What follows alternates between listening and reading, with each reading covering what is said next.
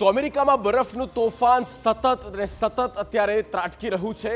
લાગી રહ્યું હતું કે ફેબ્રુઆરીની શરૂઆત થશે એમ થોડીક રાહત અનુભવાશે, પણ ના, અહીંયા બધી જ ગણતરી ઊંધી પડી રહી છે અને જાન્યુઆરી કરતાં પણ ફેબ્રુઆરી વધારે ઘાતકી લાગી રહ્યો છે। કેમ તો જુઓ, આપને વિગતો બતાવી રહ્યા છે સ્ક્રીન પર। જાન્યુઆરી બાદ ફેબ્રુઆરીમાં એટલે કે ચાલુ મહિનામાં ભારે હિમવર્ષા, સુપર પાવર અમેરિકા, અને અમેરિકા કઈ રીતે ઝંઝોળાયું છે।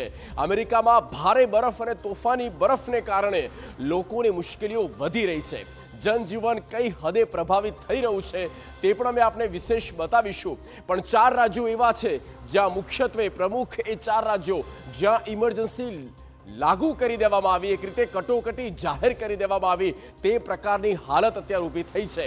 ન માત્ર એટલું પણ પ્રભાવિત છે એરલાઇન્સ ફ્લાઇટ, 10,000 ફ્લાઇટ રદ કરવી પડે, કારણ કે વાતાવરણ બિલકુલ વિપરીત હોય અને તેવામાં એક કોઈ સંજોગો બનતા નથી કે ફ્લાઇટ ઉડાન ભરે। અને 5.5 લાખ ઘરોમાં વીજ સપ્લાય, ઇલેક્ટ્રિસિટીનો સપ્લાય ખોરવાઈ ગયો છે, વીજળી ગુલ થઈ ગઈ છે અને અંધકારમય આ બરફ વર્ષાના કારણે લોકોનું જનજીવન બની ચૂક્યું છે।